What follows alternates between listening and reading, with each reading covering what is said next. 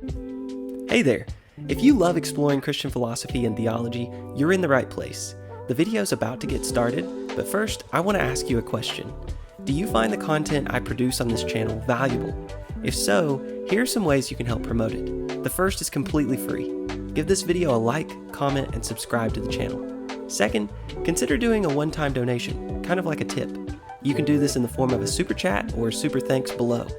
Third, consider becoming a patron. Patrons get early access to videos, they get to be a part of a patron-only Facebook group we call TAC Academy, and patrons can participate in the book club that meets on Zoom once a month. The link to become a patron is in the description. Thanks to all my current patrons for your support. Enjoy the interview. Welcome to The Analytic Christian. I'm Jordan, and this is the channel that helps you explore Christian philosophy and theology. Today, we're going to be talking about Molinism, and you're going to hear an argument that Molinism is true. I have a special guest in person that will be joining me, and it is the one and only Justin Mooney. That's right. He's in the TAC studio in the flesh, the first person ever to do this.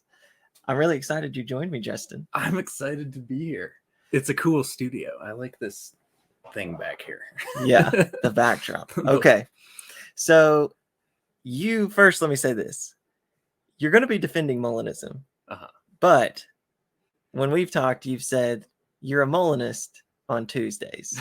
Yeah. What do you mean by that? Yeah, so I'm not like officially a Molinist. I don't know. I waver between different views about God's knowledge and providence, and I'm pretty sympathetic to Molinism, and some days I feel very Molinist, and other days I'm like, I don't know. So I don't know. I have very tentative and sort of wavery views on this subject, but I do often lean in a Molinist direction. All right, so let's begin the discussion by first defining Molinism. What is Molinism? Right. Okay, good. So I think of Molinism as having two parts to it. One part has to do with us, and the other part has to do with God. The part that has to do with us is that there are truths about what we would freely choose to do in various circumstances. Some of those are actual circumstances where we've actually been or will be, and we make a choice. And a bunch of them are merely like possible circumstances where we could find ourselves or could have found ourselves, right? And the idea is that there are a whole bunch of facts about what, Jordan would do if given the choice between A and B, or what Justin would do if given the choice between A and B or whatever.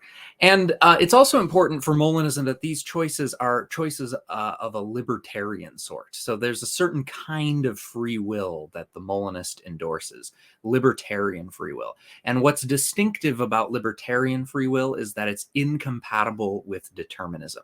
So the idea is that the free action that you perform is not determined by the circumstances that you're in or your character traits. It's an action that you could either perform or refrain from performing in those very circumstances without having to change anything else. Okay.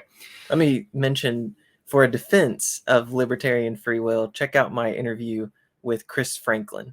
I have a playlist on free will, but in that particular interview, he defends it against various objections. Yeah, and then you also have a really good sort of like overview of the different views of free will with Taylor Sear, right? Yes, he gives several views, and yeah. So, and that's a relatively short video compared to, some of the other TAC videos. So yeah, it's a good intro. Okay, so continue from there. That's the human side of things. Yeah. Humans have libertarian freedom. Right. Okay. And then the part that has to do with God is that Molinist says God knows all of these facts about what a person would do freely in all these various circumstances that the person could find themselves in. And moreover, God knows them infallibly. So it's not like God is just really good at guessing what people would do. God knows for sure, can't be wrong about it, what a person would do in these circumstances, which don't determine what they would do. So anyway, and then the Molinist says, look, God uses this information when God creates the world and decides how things are going to play out in history. God is like, all right, well, I want Here's an example from William Lane Craig. God wants, for example, Pilate to have Christ crucified. So God makes sure that Pilate ends up in circumstances where Pilate would choose to have Christ crucified, rather than being in circumstances where God knows Pilate would say, nah, right? Because God wants to make sure that the atonement happens. So that would be, one example of how this works. Okay. So that's what Molinism is. Really quick, on the human side of that, not only do humans have to have libertarian freedom, but there have to be truths about what they would do in various circumstances. Yes, right. That's extremely important. For like that's kind of like the central Molinist idea, is that there are these truths and God knows them. And those truths are often called counterfactuals of freedom. That's sort of the most commonly used term for them, though not the most accurate term. And I think you talked with Phillip Swenson about that, the accuracy issue, when you had him on a while back. Yeah. Okay. So you have an argument for Molinism. You want to go ahead and go into the argument? Yes. Okay. So yes, I do have an argument for Molinism, and here it is. Right. So since I'm not like a fully committed Molinist, I'm not fully convinced that this argument is sound, but I do think that it's a really strong argument and that it might be sound. And so today I'm going to put myself in the shoes of a Molinist, and I'm going to defend this argument. I'm going to try to make it seem as convincing as I can. A couple of things about this. So this argument is actually pretty similar to one that has been defended by William Lane Craig for Molinism, but I'm going to try to improve on Craig's version of it in a number of ways. I'm also incorporating into it various ideas from other people as well, and I'll try to remember to flag those when that's relevant. And then one other thing, just before I go through the argument, this argument, for the purposes of this argument, I'm actually just going to assume that we have libertarian freedom. And so this argument, for that reason, is targeted towards people who hold views like simple foreknowledge or open theism, as opposed to Molinism, because they agree with that underlying assumption that we have libertarian freedom, right? It's not targeted towards theological determinists. However, you could develop the argument in such a way that it targets theological determinists by just doing this. Take an argument for libertarian free will and then tack this argument onto the end of it. And so then you've got an argument for Molinism as opposed to theological determinism, as well as its other options. Okay, all right, so that was all by way of setup. Here's the argument. Premise one: if I were to ask the butcher to sell me some meat, he would do it. This is an example from the literature. I think it originates with Robert Adams. Ed Wieringa talks about it in his book. Okay, but so that's premise one. If I were to ask the butcher to sell me some meat, he would do it. Premise two: if that's true about the butcher, then God knows it's true. Premise three: if God knows it's true, then God knows it infallibly and logically prior to creating. We'll talk about what that means when we get to that. Premise four: if God knows it infallibly and logically prior to creating, then Molinism is true. So, conclusion: Molinism is true. There it is. Okay, so there's the argument. Now, what we want to do is go one step at a time, explain, you can elaborate on it and maybe anticipate some objections to the premise and how you'd respond.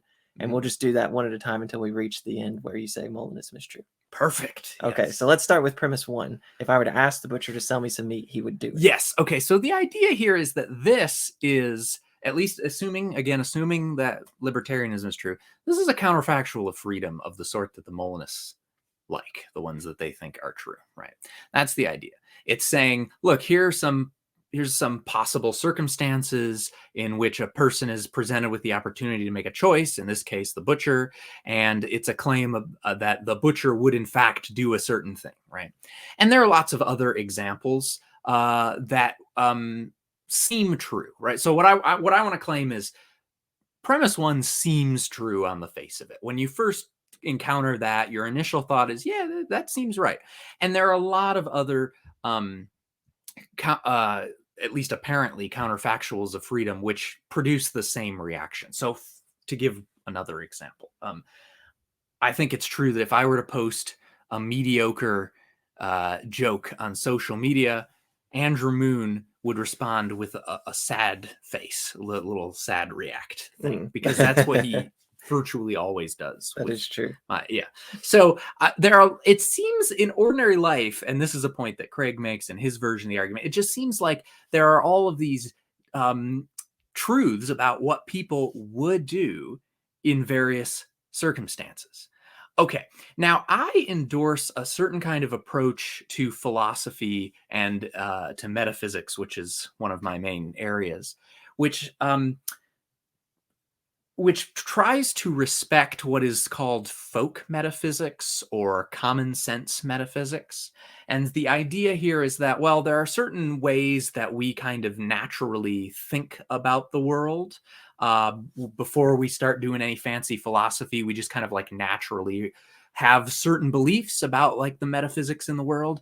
And the approach to metaphysics that I like says, well, those beliefs need to be taken very seriously.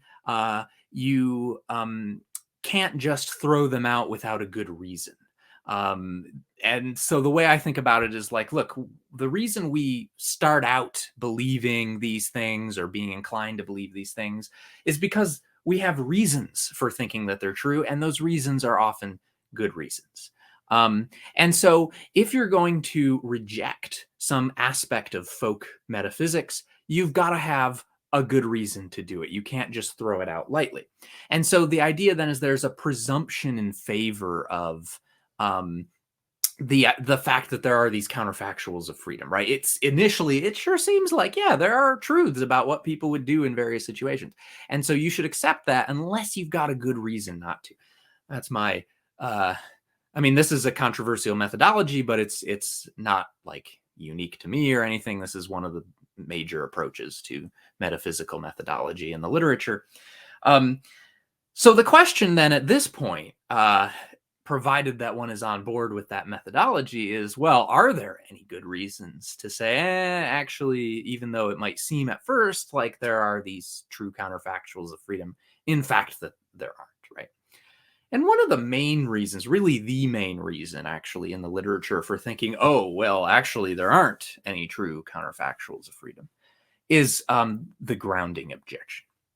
So the grounding objection says, hey, look, if there are any truths like this, like, you know, about what the butcher would do if you asked him to sell you some meat, then there has to be something which grounds the truth of that proposition. And more specifically, the way the argument is usually fleshed out is there has to be something which makes it true that the butcher would respond in that way. So we need a truth maker, as it's called, for that proposition.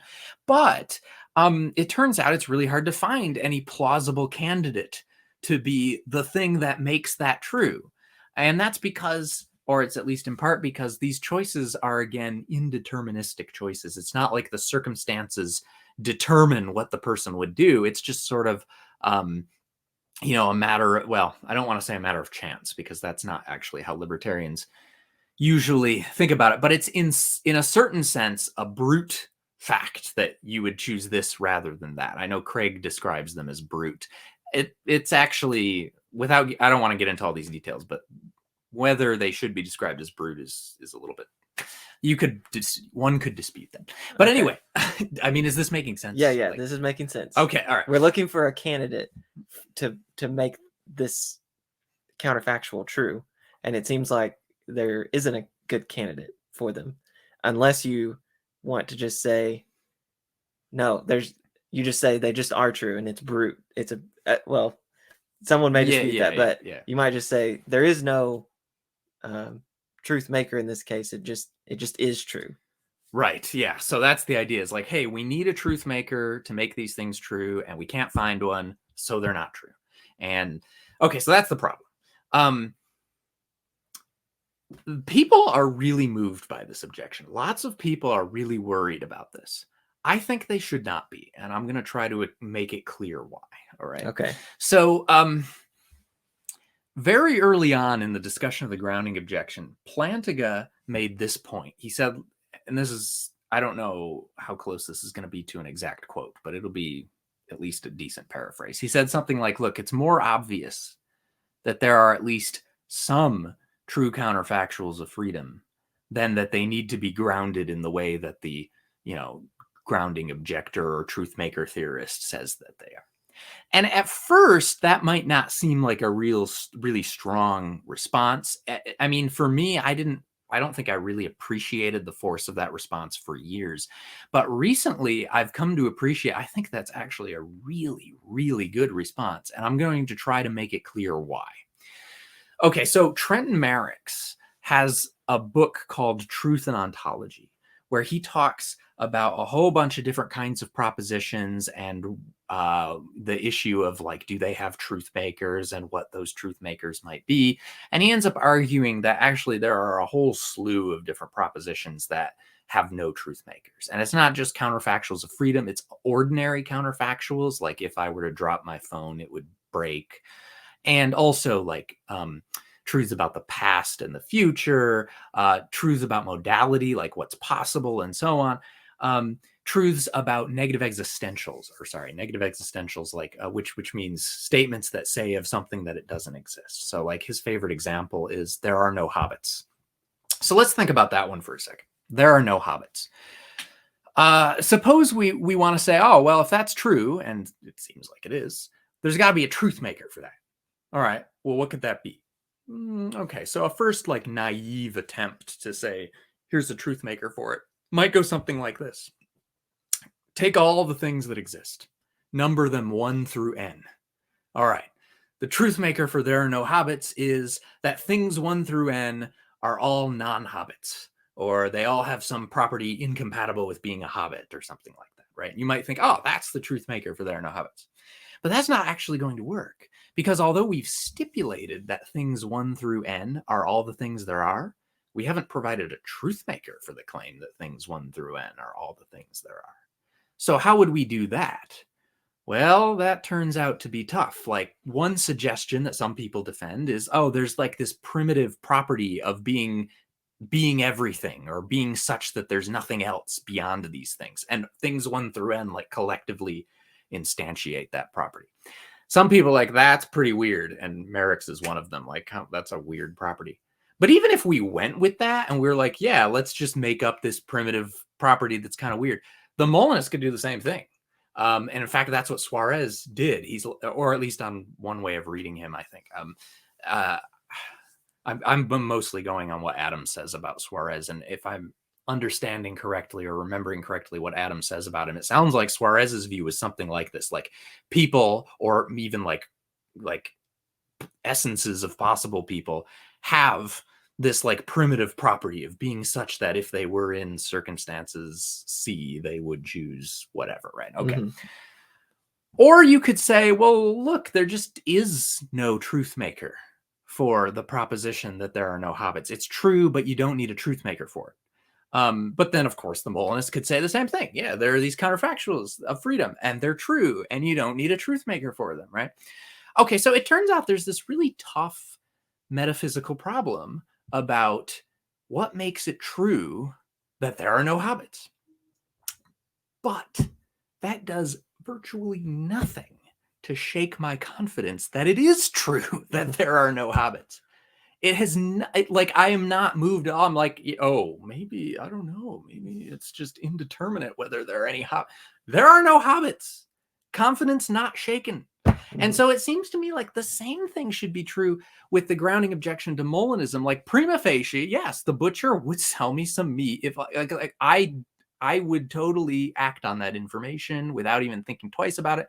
And if you tell me, oh, there's this difficult metaphysical problem about what makes that true, you're right. There's a really difficult metaphysical problem about this, but that doesn't make it a strong objection.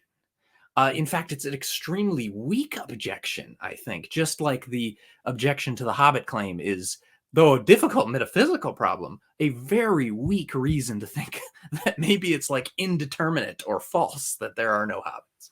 Mm-hmm. Okay, did that make sense? Yes.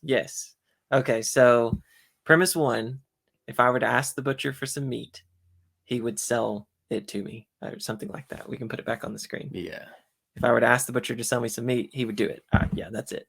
Okay, now you're saying somebody might object to this premise and say, well, that's a counterfactual But in order for that to be true, because you need that premise to be true for this argument to work. Yes. In order for that to be true, you need a truth maker. Mm-hmm. But somebody that buys into the grounding objection will say, but there is no good candidate for a truth maker for that statement. So then you can't, your argument's going to fail right there. And then you gave some reasons to think you don't need a truth maker, but or at least some Molinists might say you might not need a truth maker. That's the point in the Trenton Merrick's. A lot of them say that the point with the Merrick's thing is just like there's an equally difficult and parallel problem about other propositions that we don't really doubt. Mm-hmm. And so it doesn't really matter like how we try to solve it, like whether we say, oh, there is a truth maker or there isn't, but whatever move is made, you can the Molinists can parody it. They can make the same move. Yeah, it seems like that's true. And even if that weren't, there's still this parallel. The difficult metaphysical puzzle doesn't call into doubt the proposition that it's a puzzle about. Mm-hmm. And so if it doesn't do that over here, why should it do it in the Molinist case? Okay. So before we move on to the second premise, and if this objection doesn't apply very well here, then just say table that. We'll get to it later. Okay. I agree with the methodology of sticking with the kind of common sense unless you have good reason not to. Yeah. Okay. Some people don't. Will disagree with that, but I'm saying that's the methodology that seems right to me. So, okay, so I'm with you on that. But I wonder when people say things like this, like I don't necessarily go to the butcher and be like, sell me some meat, but there's plenty of other things that. Well, yeah, actually, I've never been to a butcher. So there's plenty of other things that I'm. So like yesterday, for example, I said, hey, Justin, you want to ride in the passenger seat? And you said, well, would your wife, Shaylin, be okay with that? And I said, oh, yeah, she would say the same thing. She would say you can ride in the passenger seat. And then you said, don't tell me that's evidence for Molinism.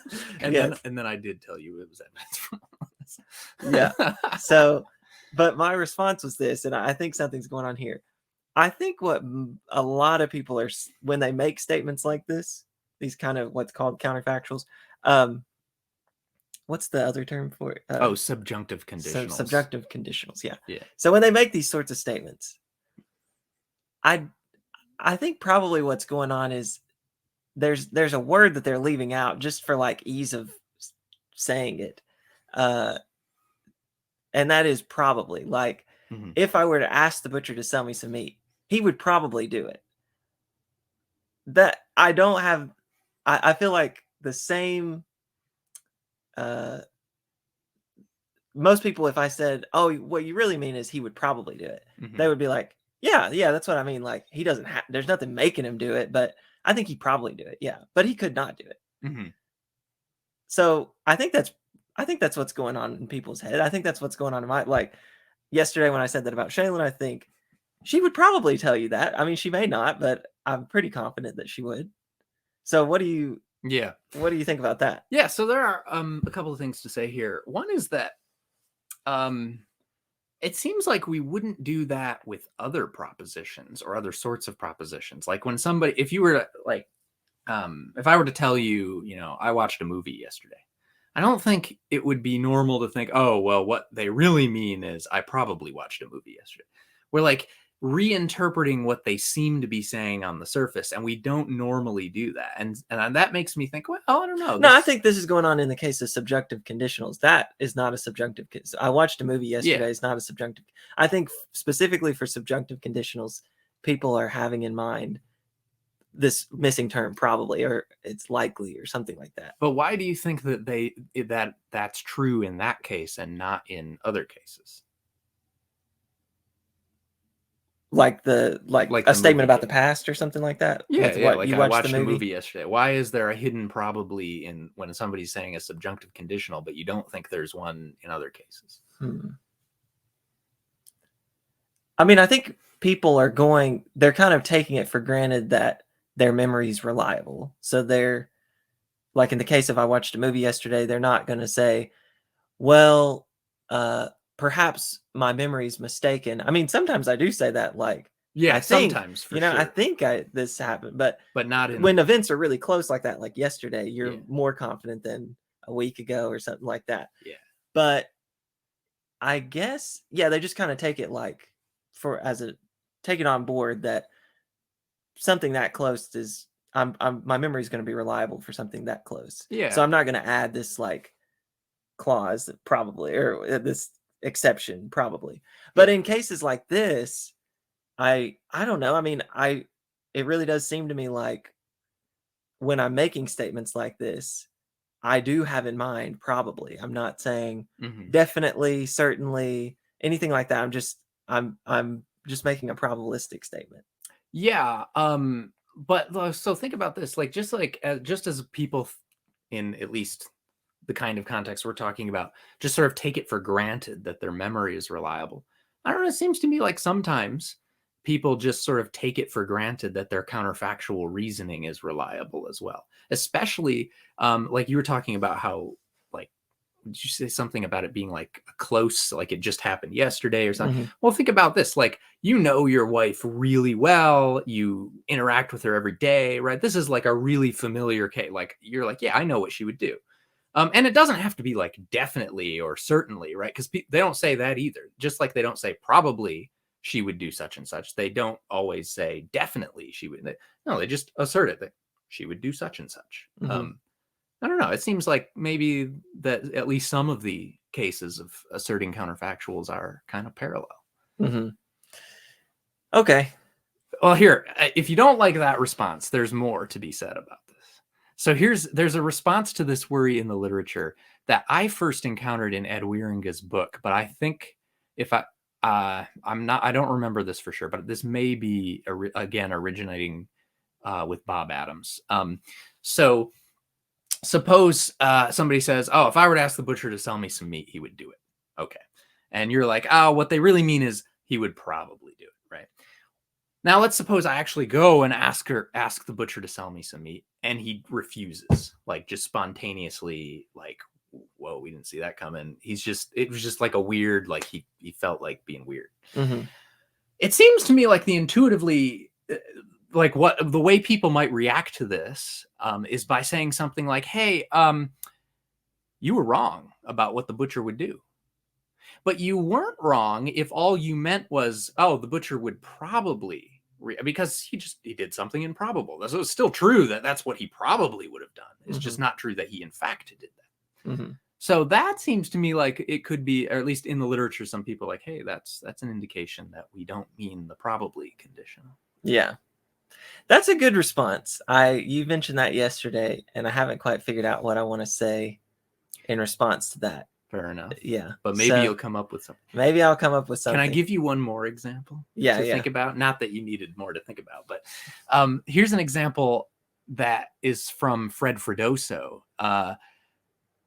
that hopefully I'm remembering correctly. I might be changing it up a little bit, but like, okay, suppose you toss a coin and it comes up heads. All right, now this isn't a counterfactual of freedom, but if we assume that coin tosses are indeterministic, then it'll at least be a counterfactual of indeterminacy. Okay. So it'll be similar, right? Toss a coin, comes up heads. And then I say this, hey, if you had said before tossing the coin that it would come up heads if I were to toss it, you would have been right. That seems to me like something someone might say in ordinary circumstances. It sounds like a normal thing. But notice the coin, assuming it's fair, wasn't likely to come out. It isn't probable that it would come out. It's 50-50. And so it wouldn't have been true that what you said would have been right if what you had would have, if we interpret the statement as, oh, it probably would come up heads, right? So that's another one. Okay. I definitely want to say it totally makes sense to me that statements without the probability,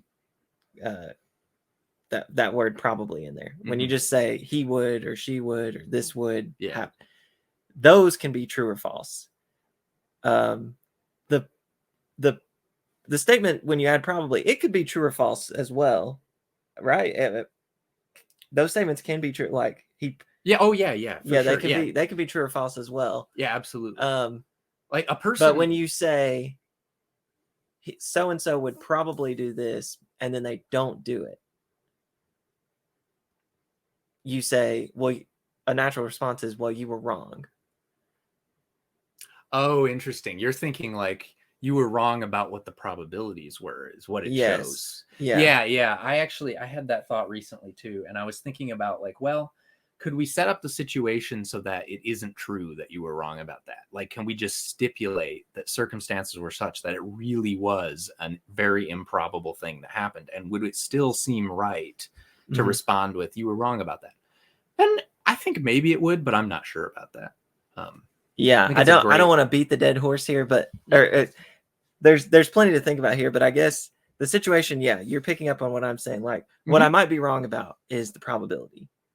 Yes. Yes. Or what might be the case as well is I just didn't factor in all of the information that makes that circumstance. So like when I said this would probably happen, I didn't have all the information I needed to make a proper probability judgment. Right. So the probability statement was wrong, and we learned that when the outcome became, because instead of inferring that, oh, the butcher did something really improbable, we infer you were wrong about the problem. That's a really good response, actually. So then I still wonder if it would work to say, well, let's stipulate that you do have all the relevant information, and would we still think afterward that you were wrong? And in that case, it can't be the probability, but I'm not sure. I mean, I think I need to think about that more when, this is great. This is a good line of response. Okay. So that's the first premise, how, a dialogue on the first premise might go. Let's go ahead to the second premise. All right. I love the second premise. This one's fun. Premise 1, if one is true, then God knows that it's true. Okay. So the idea here is like, look, if it's true that the butcher would sell me some meat, well, then God knows that. And similarly for other true counterfactuals of freedom. Okay. So, why think this is true? So there's a couple of lines of thought here that are relevant, but one way to sort of get at both of them is to start with the observation that even I know that one is true. Even I know the butcher would sell me some meat. Surely if I know that, then God knows it too. This is a line of thought that shows up in an argument against open theism. And one day I was talking to a colleague about this, or about Molinism, and he kind of made this point, and I was like, oh yeah, that argument against open theism could be adapted as an argument for Molinism as well. But let's flesh this out, right? Instead of just saying, well, if I know it, then God knows it. All right, what exactly is going on here?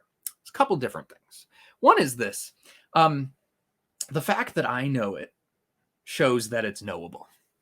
What does it mean? I mean, Orthodox theists say that God is omniscient. What does that mean? Well, one thing that some people think it means, and probably this is the kind of the more traditional view, is it means God knows everything. Okay, well, if I know something and God knows everything, then God knows the thing that I know. All right. If other people say, oh, well, omniscience it means God knows everything that it's possible to know.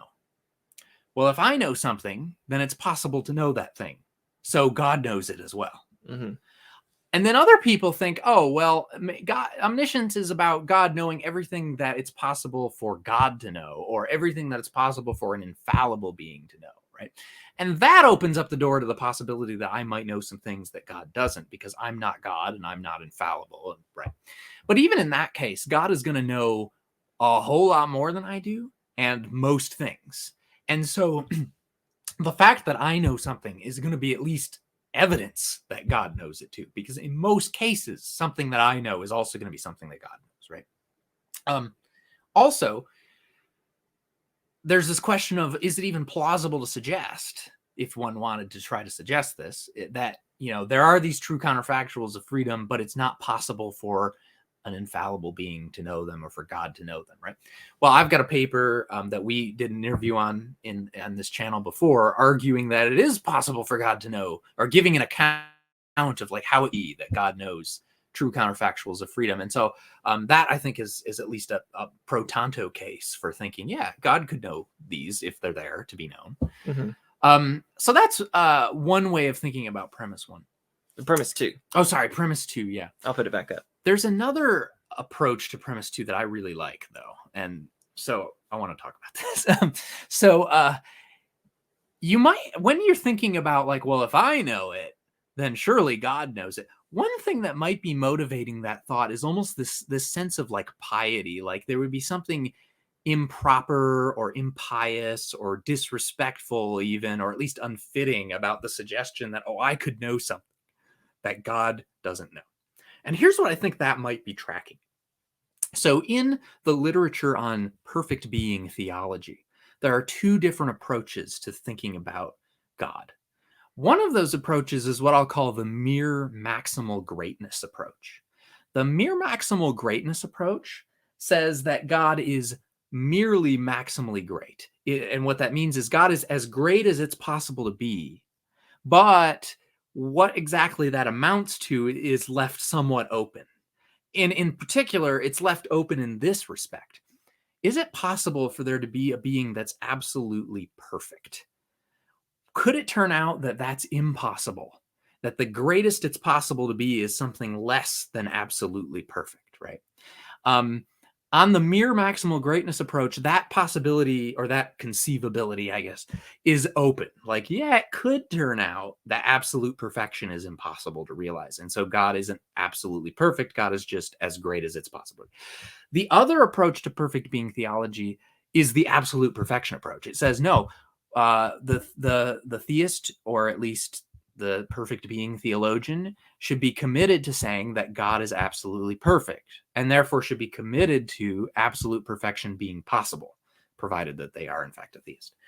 And so God, on that view, God is as great as it's possible to be, because absolute perfection is, you can't be better than that. Mm-hmm. But God, in addition to being as great as it's possible to be, is also absolutely perfect. So to illustrate the difference, some people on the mere maximal greatness side, some of them are happy to engage in like trade-offs between great-making properties. So they'll be happy to say, look, maybe it's not possible for a being to have like the maximal value of power.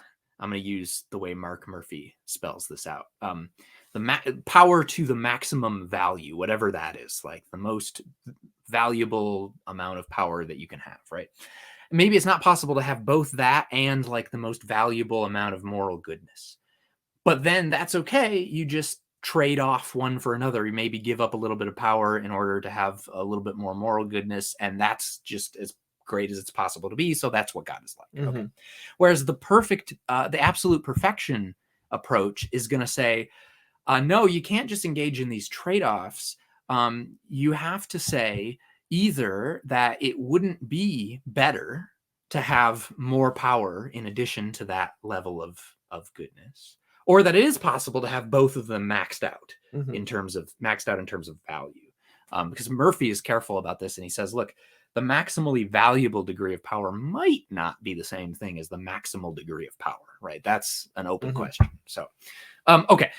Does this make sense? Yeah, I'm picturing like, if you've ever seen those soundboards, I don't know. Like sometimes churches like have a church. Them. Yeah, and like there's those things that slide up and down. Mm-hmm. I'm almost imagining like the dials don't have to be completely slid up in the mere maximal greatness case. You could have one of the dials down a little bit than one of the others, and the dials might represent like power, goodness, knowledge, whatever. Yeah. And they don't all have to be maxed out. They could be down. On the mere maximal greatness case, though, there's like a reason for that. Like, well, maybe they're incompatible for some reason, or right. If they're both maxed out. Yes. But in the other case, what was the other name? Not mere maximal greatness, but absolute perfection. Absolute perfection. Yeah. They're either all maxed out. Yeah. Or it wouldn't be better for them. It wouldn't be better for them to be exactly. All maxed out. Exactly. Okay. Yes. Okay. So if you take the mere maximal greatness approach, you can say things like this. You can be like, look, it's just not possible for an infallible being to know true counterfactuals of freedom, even if they are true. And if that's not possible, then it's okay to say, okay, God doesn't know them. And so, moving on. But I prefer, for various reasons, the absolute perfection approach. I think there are good reasons to endorse that approach. And on that approach, you can't do that. On that approach, you have to balance the evidence regarding what's possible and impossible against the evidence regarding what's perfect and imperfect. And you have to kind of come up with a reasoned or a reasonable like equilibrium. And this is actually so Mark Murphy defends this approach, and he's the first chapter of his book God's Own Ethics is a really great read, and it's a defense of this approach. And at the very end of the chapter, he actually uses the example of Molinism, and he says, like, here's a possible conflict that this view might have to deal with, just to illustrate. He's like, on the one hand, maybe it seems like there's metaphysical problems about God having middle knowledge. On the other hand, you might think God would be more perfect if God had middle knowledge. And so you got to, figure out what to do with it. So here's my approach. It seems to me on this. So remember, we're thinking here about premise 2, the one that's about, all right, so we granted that there are true counterfactuals of freedom. Does God know them, right? So the question is, do we have good reasons to think that God could not know them? Do we have good reasons to think that it would be an imperfection if God didn't know them? And it seems to me way clearer that it would be an imperfection in God for there to be all these facts about what people would do and for God to be just unable to know them, have no access. That seems like an imperfection to me. And it versus on the other hand, well, is it impossible for God? That doesn't seem clear to me at all, especially, I used to worry about that, but especially since I wrote that one paper that we already mentioned about here's a way that God could know these things. So it seems to me that if you take the perfect being, or the absolute perfection approach to perfect being theology, then you've got a pretty good reason to endorse premise 2. Yeah. I'm fine with premise 2. Yeah. I'm pretty sympathetic to that premise. So nice. 3, let's move on to premise 3. Yes. If God knows it is true, then God knows it infallibly and logically prior to creating. Perfect. So well, I think that's true. Yeah, good. Okay. So the infallibly part is easy. Would do that first. So the idea here is, look, God is infallible. And I think that's pretty much shared background information among almost everybody involved in the conversation about, like Molinism versus open theism, simple foreknowledge, theological determinism, right? I think pretty much everybody's like, yeah, God is infallible, right?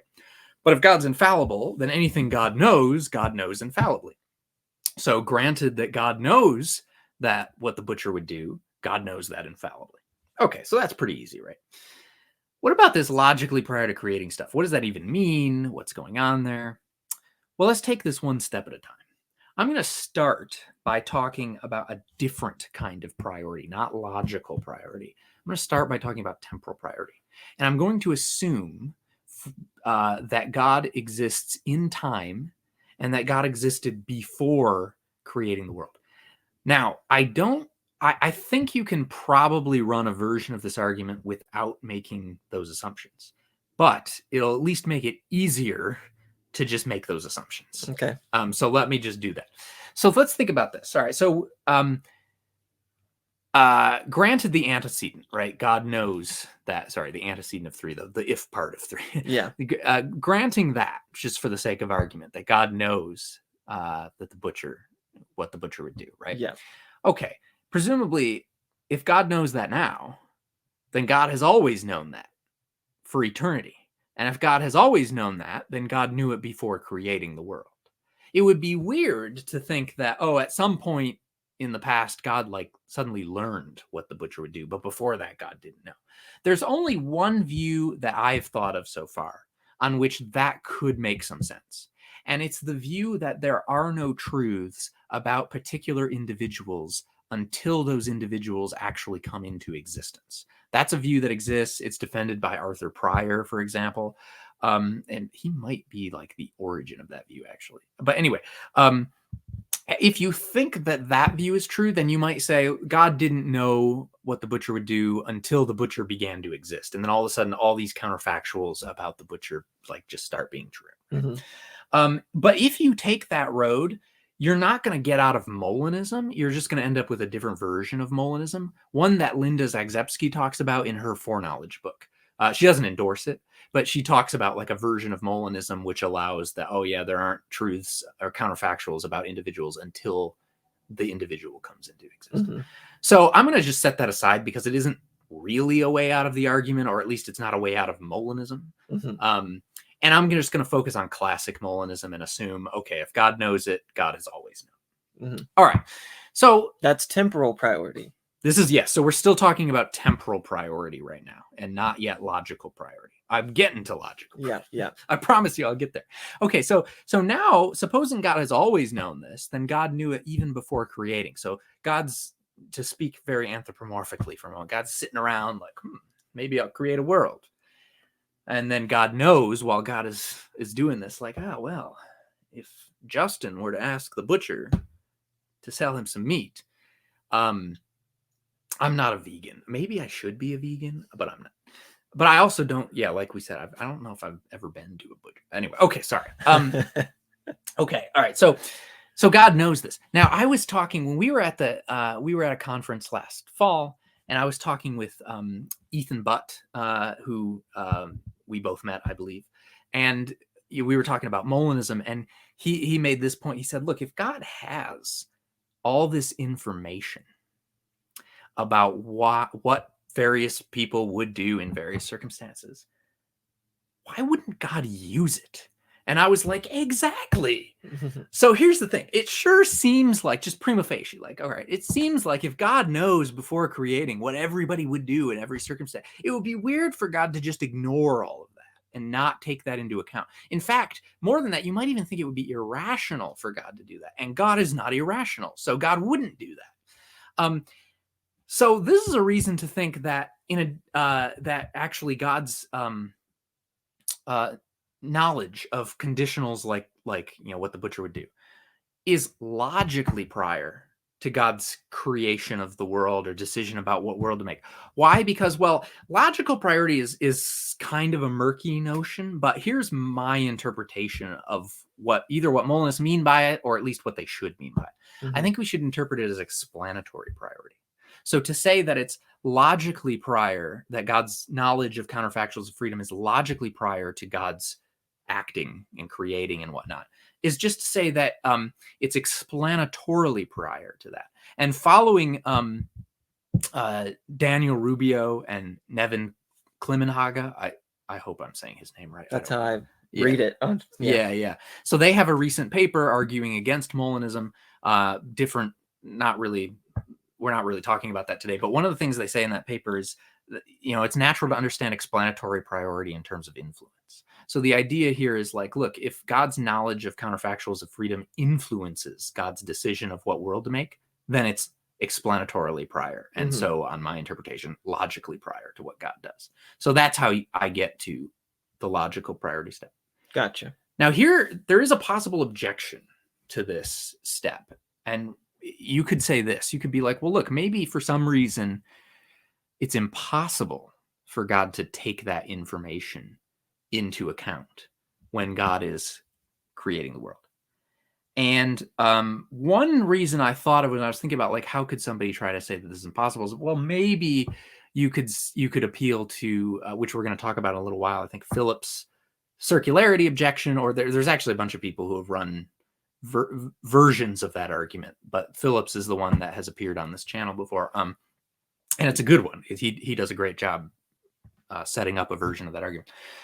You might think, well, we've taken all these other steps and we got to be careful that we don't close the circle. Maybe this is the place to cut off and make sure we don't close the circle, right? Maybe that would be a reason to think that for some, it's still a little bit weird. Like you might think that the mere fact that it's a circle can't be what explains what's wrong with it. There has to be some step that you can't take on your way to getting to the circle. That's controversial. Some people are going to disagree with that. But if you think that, you might also think this isn't the step. But put all that aside. It's actually similar to the debate that has become, or it was recently prominent online about Grim Reaper stuff, and the question about, can the fact that the Grim Reaper scenario is contradictory be the problem, be what's wrong with it, or is that just a symptom and we have to locate the problem somewhere? Same thing with circles. Can the circle itself be the problem, or is that just a symptom that something else went wrong?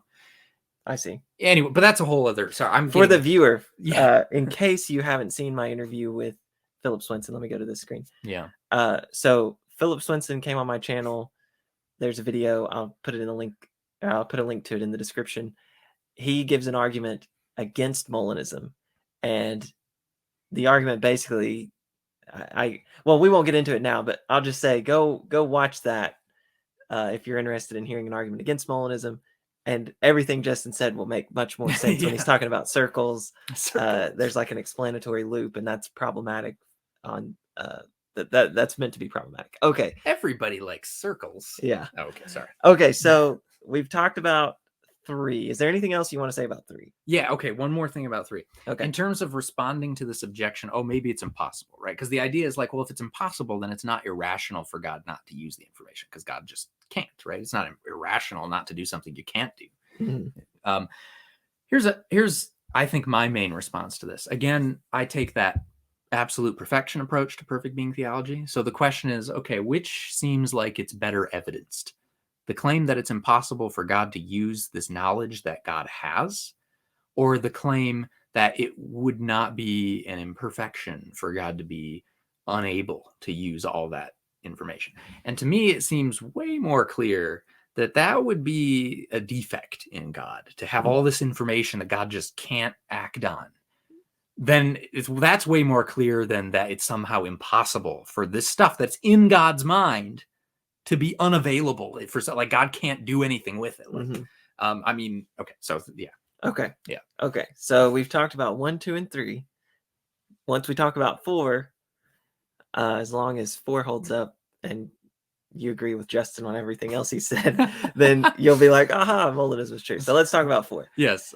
4 is the easiest one. This will be quick. If God knows the thing about the butcher infallibly and logically prior to creating, then Molinism is true. So the idea here is really simple. The butcher case is just one among many true counterfactuals of freedom. If it's true, then so are a bunch of others, because there's not really any relevant difference. And then the rest of the argument you can run on all of the other true counterfactuals as well. Same reasoning will apply. And so you'll end up with the conclusion that God knows all true counterfactuals of freedom infallibly and logically prior to creating. And that just is Molinism. That is like the definition of Molinism. So that's premise 4. Yeah. Because we assume, so Molinism has that human component and the divine component, but we assumed at the beginning of this argument that the libertarian stuff was already true. Right. And then the first step gets us that there are those counterfactuals of freedom about them. Yeah. And then the second step gives us that God knows them. The third step makes sure that the knowledge is infallible. And then it also gives us that explanatory priority business, so that God is actually taking this information into account when creating the world. Yeah. There we got Molinism. Gotcha. Okay. So me personally, I don't have any objection to 4. I don't have any objection to 2. I mean, like, I'm satisfied with 2. Yeah. I know some people might object. Yeah. It was, and really, 3, I might think more about it, but 3 seems pretty plausible. So it's really just, I've got beef with 1. I've got beef because it's a butcher. So that was good. Okay, now Andrew Moon will give that a sad react. Yeah. Okay, before we wrap up, let's talk about Phillip Swenson's argument for just a minute, and you might comment more on it. So, well, if I remember there in the live chat of that interview with Phillip Swenson, you gave this super succinct, it's like 2-sentence summary of the dilemma. Right. I don't know if you can just give that super succinct summary. Yeah. Let's see if I can do that. So, it goes something like this. Start with this question. Do true counterfactuals of freedom, or, well, in this case, they're definitely not counterfactuals. So let me just, to satisfy my picky self. How about we just stick with 1? Isn't that's, we can just say, can we do that? Yeah, okay, sure. Yeah. So the butcher, suppose it's true that if I were to ask the butcher to sell me some meat, he would do it. Okay. Suppose I actually go and I ask the butcher to sell me some meat, and suppose he does it. Here's a question. Does the butcher's action of selling me some meat explain the truth of that conditional, that if I were to ask him, he would do it? Does he sort of make that true by doing it? If you say yes, then you end up with an explanatory circle, because the truth of the conditional depends on what the butcher does. God's knowledge of that conditional depends on the conditional being true. Then God's creating the world, or decision about what world to create, depends on God's knowledge of that conditional, because God takes into account all that information when God is creating. And then God's creating the world also ends up explaining how I exist and end up in those circumstances where the butcher gives me. So you end up giving this explanatory loop. And that seems bad to a lot of people. They're like, hey, explanatory loops are bad news. Unless you're like, a time travel geek and you're like, explanatory loops are great news, Okay. So, on the time travel case, it's like, how did you get, say you time travel back to like some point in the past and give yourself the money, the resources to build the time machine. Yes. Yeah. And so it's like, how did you get the time machine? Oh, well, I used the time machine to make the time machine. And yeah, just you end up in this loop. Yeah. Okay. So suppose we don't like the loop. Well, we could try to cut it off by saying, oh, actually, the truth about what the butcher would do doesn't depend on what he actually does. But then you get a different problem.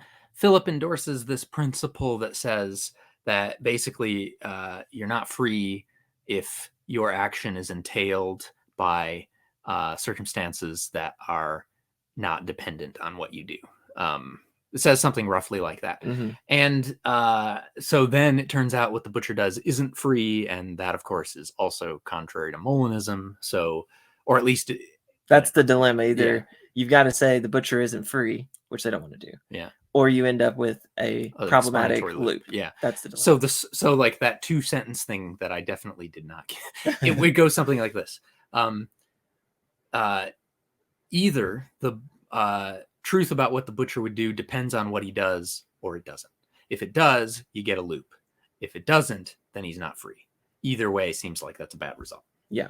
That was the summary. Yeah. Okay. So how would you interact with you touched on it a little bit. Yeah. But how would you respond to that? Yeah. So there are a number of things one could say here. So I should say I'm aware of some people who are working on either responses to this kind of argument against Molinism and have some interesting ideas about it that I don't want to share publicly yet, because they're their ideas and they're still kind of being worked on and stuff like that. So I'm not going to say everything that could be said about this, but I'll say a couple of things that I think I can say that are, so one thing that Phillip points out in his, when he did his video with you, at least if I was understanding correctly, is the argument actually depends on understanding not just libertarian freedom, but leeway versions of libertarian freedom as opposed to sourcehood versions of libertarian freedom. And I think that's because of how he constructs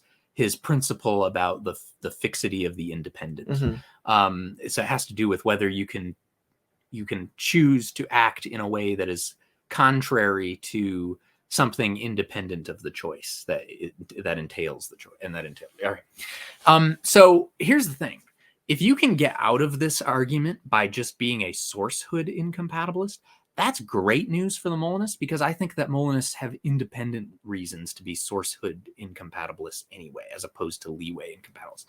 And in fact, the independent reason is one that was identified by William Lane Craig.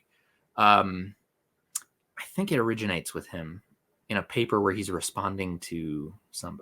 I don't know. It's possible that it originates with Tom Flint. Mm-hmm. There's like a series of paper. Anyway, okay, it doesn't matter. It comes from somebody else. Here's Craig's example though. He says, "Hey, look, suppose God wants to make sure that Pilate, has Christ crucified when the Jewish leadership bring Christ to him. So God then decides, all right, I'm not going to put Pilate in those circumstances unless Pilate would, in fact, choose to have Christ crucified, right? Okay, well, that means that Pilate can't choose not to have Christ crucified in those circumstances, because if Pilate were to do that, then it would have been true that Pilate would do that, and then God wouldn't have put him in the circumstances in the first place.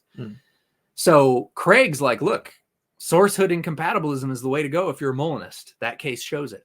And so it seems like independently of Phillip's argument, we've already got a good reason if you're a Molinist to be a sourcehood incompatibilist. And that means that we've already got a response to Phillip's argument. That's one way to do it. If I'm right, I watched the video with him again recently. I think he does. I think it was pretty clear that, yeah, you can get out of it by being a source. Now he's got reasons for. Yes. He thinks source incompatibility. He rejects. No, good. No, that's for sure. And I acknowledge that he has, in fact, he's literally like an expert on, for like his area. I think in the interview, actually, I might have mentioned this to him, and I gave one of those Frankfurt style cases, and then he basically gave the flicker of freedom response. And I don't, as of right now, I don't have. I know there's a literature on that whole little, back and forth, but I don't have good responses to flicker of freedom responses. So I'm like, yeah, maybe to me, Phillip's got the upper hand there, but I openly admit I haven't read all the literature on that. So there probably is decent responses to flicker of freedom stuff. Yeah, there's a huge literature on free will, and Phillip is a specialist on the topic of free will in particular. I don't consider myself a specialist on that topic, but yeah, he knows that literature well, and he's definitely, like you say, a leeway incompatibilist, not a sourcehood incompatibilist. Someone who is a sourcehood incompatibilist, not the only one, of course, but Kevin Timpe, you've had him on a few times, and he's got a book called Free Will in Philosophical Theology, where, well, he's got an earlier book just on sourcehood incompatibilism, but this philosophical theology book is cool because it takes his sourcehood version of free will and he uses it to solve a bunch of puzzles in theology and just applies it in a bunch of areas, and it's kind of a cool book. Okay, so that's one thing the Molinist could do, and yeah, there's a whole conversation to be had about that. I actually think regarding the flicker of freedom stuff that the Craig case with Pilate is a good response to flicker of freedom stuff, because that is basically a Frankfurt case, except for it's a perfect Frankfurt case because by using middle knowledge, it eliminates flickers of freedom. And I don't know about this, but you might be able to accept that even if you think middle knowledge is impossible, you might think that it still shows you something about like a non-vacuous counterpossible truths, and therefore still reveals something about the nature of freedom. But anyway, I don't know. Okay. What's a different response to Phillip's dilemma?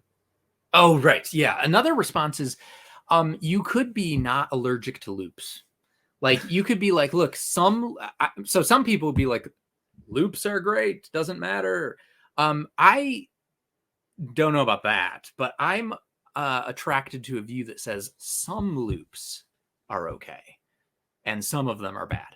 And then the question is going to be, well, is this one of the okay ones? And there's, I think, some reason to think that the Molinist loop, if there is a loop there, might be one of the okay ones, but I'm not confident about that. I've talked with Phillip about this a bit, and it's I think at this point, at least from my point of view, sort of unclear. Like maybe this is one of the okay loops, maybe it isn't. I don't know if we want to get into the weeds on that or not. I think we can leave it there. Go and watch that interview with Phillip, because during the Q&A, I believe you left some comments in the live chat, and Phillip interacted a little bit with it. So I think people can get a sense of the move you'll make by listening to that interview. But I guess the thought is there, if Phillip's dilemma really is a dilemma, so you have to pick one of the two horns. If you pick the horn you say the butcher isn't free, you can say, he isn't free in the leeway sense.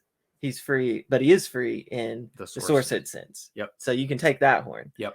Or you could say, you do end up with a loop, but this isn't the problematic kind of loop. There are problematic loops. Yeah, but this one isn't a case of that. This will be an excellent introduction to Molinism. Like you'll get a good sense of the kind of back and forth that could happen in arguments about Molinism. What do you think? Yeah, actually, now that you point that out, that seems right, because the way we went through the argument, we ended up spending time on like each component of Molinism, except libertarianism itself, I suppose. But and then we kind of ended up getting to that because we ended up talking about a little bit about source heaven. Yeah. So take your time with this one and go and watch the interview with Chris Franklin on libertarian freedom, and also the Taylor Sear interview that gives an overview of views on free will, and Phillip Swenson's argument against Molinism. I think if you watch those videos along with this one, you'll have a really good sense of what's going on when it comes to discussions in Molinism. And the impression I get is that a lot of people are fans of Molinism, but they haven't explored it in a lot of depth yet. So I would encourage you to do those things I just said, and I think you'll walk away with a good understanding. Okay, thanks for watching, and we'll see you next time.